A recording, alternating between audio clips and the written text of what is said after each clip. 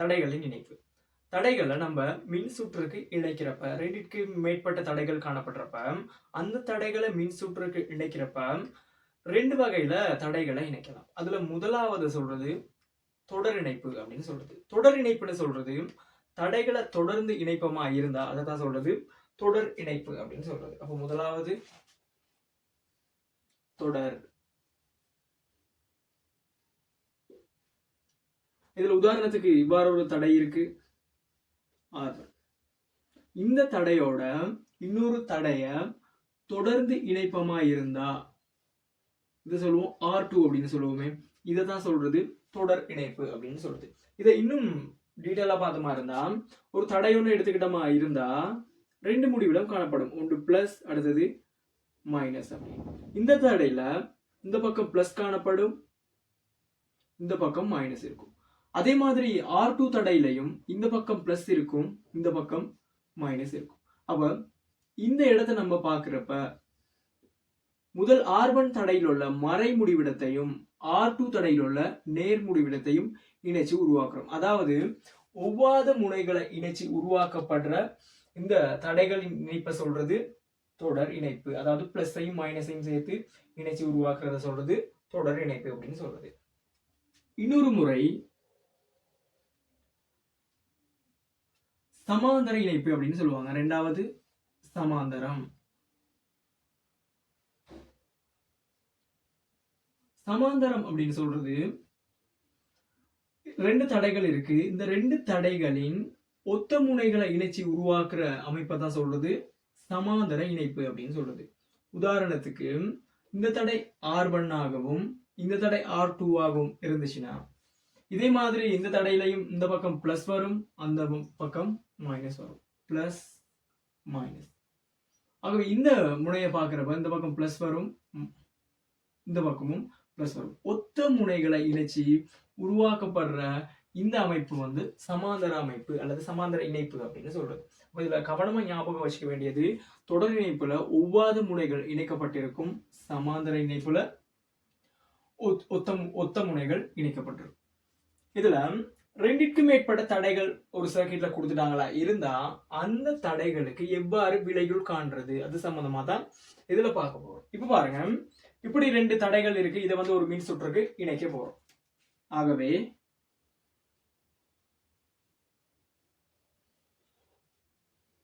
இதை ஒரு பேட்டரியோட இணைக்கிறப்ப இந்த தடைகளுக்கு குறுக்கே ஒரு அழுத்த வேறுபாடுன்னு உருவாகும். ஆகவே இது R1, இது R2. இப்ப இந்த 2 தடைகளுக்குமான விளைவுள் தடைக்கான ஒரு சர்க்கியூட் ஒன்று இதுக்கு பக்கத்துல நான் வரையேன்.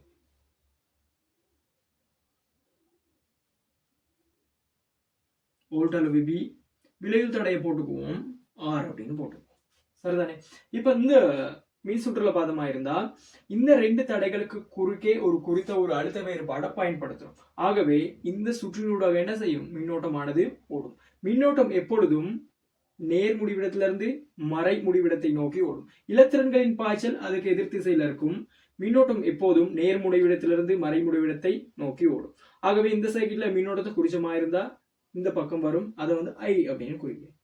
சோ I மின்னோட்டம் போகும்.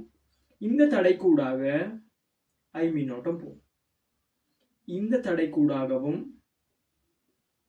I மின்னோட்டம் போகும்.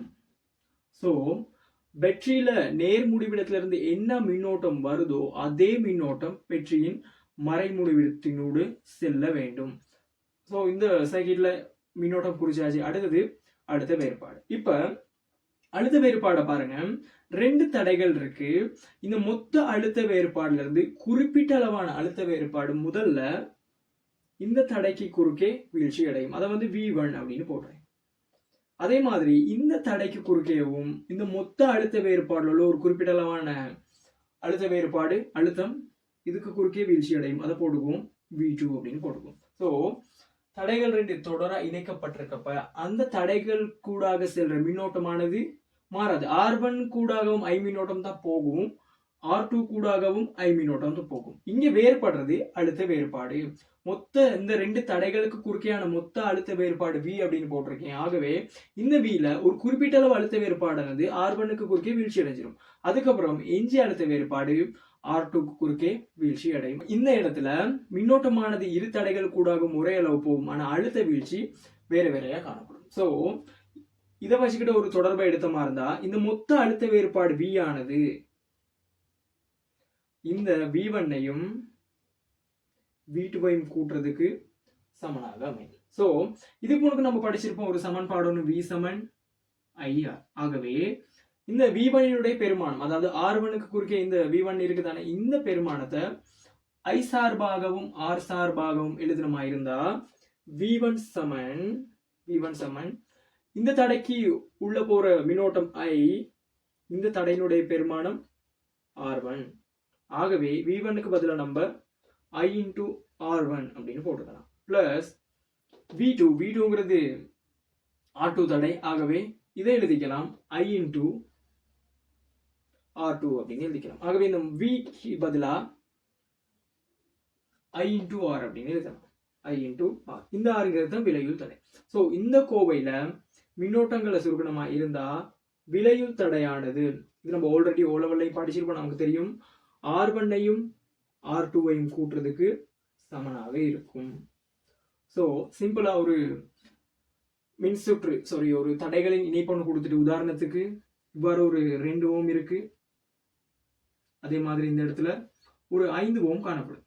சோ இந்த 2 தடைகளுக்குமான விலையுள் தடை எவ்வளவு அப்படின்னு கேட்டா சிம்பிளா இந்த முடிவை பயன்படுத்தி செஞ்சமா இருந்தா இந்த 2 தடைகளையும் கூட்டி போட்டா சரி. ஆகவே விலையுள் தடை R சமன் R1 plus R2. ஆகவே 2 ஓம் பிளஸ் 5 ஓம் விலையுள் தடை வரும் 7 ஓம்.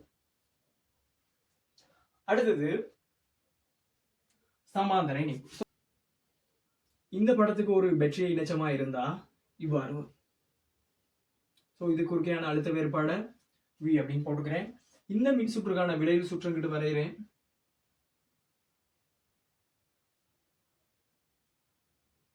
ஸோ V விலையுள் தடை போட்டுக்கிறேன் R அப்படின்னு போட்டுக்கிறேன். இதுல பார்ப்போம். இப்ப முதல்ல இந்த சுற்றுல ஓடக்கூடிய மின்னோட்டத்தை குறிப்போம். ஆகவே பேட்டரியுடைய நேர்முடிவிடத்துல இருந்து மின்னோட்டம் வெளியே செல்லும். ஆகவே I. ஸோ இந்த புள்ளியில பாக்குறப்ப I மின்னோட்டம் போகுது. I மின்னோட்டம் போயிட்டு இந்த புள்ளியில 2ஆ பிரியுது. ஆகவே இந்த I மின்னோட்டமானது மேல I1 இந்த தடைகளின் பெருமானத்திற்கு ஏற்ப பிரிய, இந்த தடைகளின் பெருமானத்திற்கு ஏற்ப 2ஆக பிரியும். ஆகவே மேல போறது I1 அப்படின்னு குறிக்கிறேன், கீழே வரத I2 அப்படின்னு குறிக்கிறேன். சோ R1 தடை கூடாக I1 மின்னோட்டமும் R2 தடை கூடாக I2 மின்னோட்டமும் போகும். இதுக்கப்புறம் இந்த இடத்துல I2 வரும், இந்த இடத்துல I1ங்கிற மின்னோட்டம் வரும். ஸோ இந்த இடத்துல பிரிகை அடைந்த மின்னோட்டம் இந்த இடத்துல என்ன செய்யுது, ஒன்று சேருது. ஆகவே இந்த இடத்துல பெறப்படுற மின்னோட்டம் I ஆக இருக்கும். இந்த I தானே I1ஆவும் I2ஆவும் பிரிச்சு. ஆகவே இந்த I1ம் இந்த I2ம் சேர்றப்ப திருப்பியும் என்ன வரும், I வரும். இந்த இடத்துல I, இந்த இடத்துல I. ஸோ பேட்டரியில நேர் முடிவிடத்துல என்ன மின்னோட்டம் வெளியே போனுச்சோ அதே மின்னோட்டம் பேட்டரியின் மறை முடிவிடத்தினோடு செல்ல வேண்டும். ஸோ இப்ப மின்னோட்டத்தை குறிச்சாச்சு. அடுத்த விஷயம் அழுத்த வேறுபாடை குறிக்கணும். நல்லா ஞாபகம் வச்சுக்கணும், சமாந்தர அமைப்புல அழுத்த வேறுபாடு இந்த 2 தடைகளும் சமாந்தரமா இணைக்கப்பட்டிருக்கப்ப மொத்த அழுத்த வேறுபாடு V இருந்தா இந்த தடைக்கு குறுக்கேவும் அழுத்த வேறுபாடு V இருக்கும், இந்த தடைக்கு குறுக்கேவும் அழுத்த வேறுபாடு V ஆக இருக்கும். ஸோ சமாந்தர அமைப்புல அழுத்த வேறுபாடு சமனா இருக்கும், ஆனா அந்த தடை கூட போற மின்னோட்டமானது வேறுபடும். அதே மாதிரி இங்க நம்ம தொடர் அமைப்புல பாக்குறப்ப 2 தடை கூடவும் மின்னோட்டம் I தான் போகும், ஆனா இந்த 2 தடைக்கு குறுக்கேவும் அழுத்த வேறுபாடு தான் வேறுபடும். சோ சமாந்தர அமைப்புல அழுத்த வேறுபாடுகள் சமனா இருக்கும், மின்னோட்டமானது என்ன செய்யும், வேறுபடும். இதுல நம்ம தொடர்புன்னு எடுத்தமா இருந்தா இந்த ஐங்கிற மின்னோட்டம் தானே I1ஆவும் I2ஆவும் பிரியுது. ஆகவே I அப்படிங்கிற மின்னோட்டம் I1ஐயும் I2ஐயும் கூட்டுறதுக்கு சமனாவே. சோ V சமன் IR அப்படிங்கிற இந்த முடிவை பயன்படுத்தணுமா இருந்தா I சமன் V இன் கீழ் R அப்படின்னு எழுதலாம். இதுல முதலாவது I1, அதாவது இந்த மின்னோட்டத்தை எழுதினமா இருந்தா I1 சமன் இந்த தடைக்கு குறுக்கையான அழுத்த வேறுபாடு V, அந்த தடையினுடைய பெருமானம் R1 அப்படின்னு வரும். ஆகவே V இன் கீழ் R1 அப்படின்னு இருக்கும். பிளஸ் I2வினுடைய பெருமானம் எழுதணும் V இன் கீழ் தடை பெருமானம் R2. ஸோ I எழுதணும். ஆகவே V இன் கீழ் விளைவு தடை போட்டிருக்கோம் R அப்படின்னு போட்டிருக்கோம். ஆகவே V இன் கீழ் R அப்படின்னு வரும். இந்த கோவையில இந்த VS சுருக்கணமா இருந்தா 1 இன் கீழ் R சமன் 1 இன் கீழ் R1 பிளஸ் 1 இன் கீழ் R2 அப்படிங்கிற இந்த தொடர்பு பெறப்படும். இந்த தொடர்பை வச்சுக்கிட்டு தான் சமாந்தரமா தடைகளை இணைச்சா அதனுடைய விளைவு தடைய காணணும். சிம்பிளா இந்த தடையினுடைய பெருமானம் 2 ஓமாகவும் கீழுள்ள தடையினுடைய பெருமானம் 3 ஓமாகவும் இருந்தா இந்த சமன்பாட்டில் கொண்டு வந்து பிரதிட்டமா இருந்தா 1 இன் கீழ் ஆறுங்கிறது விளைவு தடை R சமனா இருக்கும். 1 இன் கீழ் R1 பெருமானம் 2 ஓம் பிளஸ் 1 இன் கீழ் R2 பெருமானம் 3 ஓம். ஸோ இந்த கோவையை சுருக்கணமா இருந்தா கோம்பசி பார்க்குற நேரம் 1 இன் கீழ் R சமன் கீழே வரும் 3க்கும் 2க்கும் கோம்பசி வந்து 6 மேல 5 அப்படின்னு வரும். ஸோ இப்போ 1/R சமன் 5 இன் கீழ் ஆறுன்னு இருக்கு. ஆகவே நம்ம விளைவு தடை எவ்வளவு அப்படிங்கிறத காணணும். இந்த கோவையை தலைகீழா திருப்பி போட்டோமா இருந்தா சரி. ஆகவே 6 மேல போகும் 1 கீழே வரும். இந்த பெருமானம் மேல 6 போகும் கீழே 5 வரும் ஓம். 6 இன் கீழ் 5 ஓமாக வரும். ஸோ தொடரா இருந்தா 2 தடைகளை நேரடியா கூட்டி போடலாம். சமாந்தரமா இருந்தா இந்த தொடர்பு பயன்படுத்தி அந்த தடைகளுடைய பெருமானத்தை போட்டு சுருக்கணுமா இருந்தா இதனுடைய விளைவு தடை பெறப்படும்.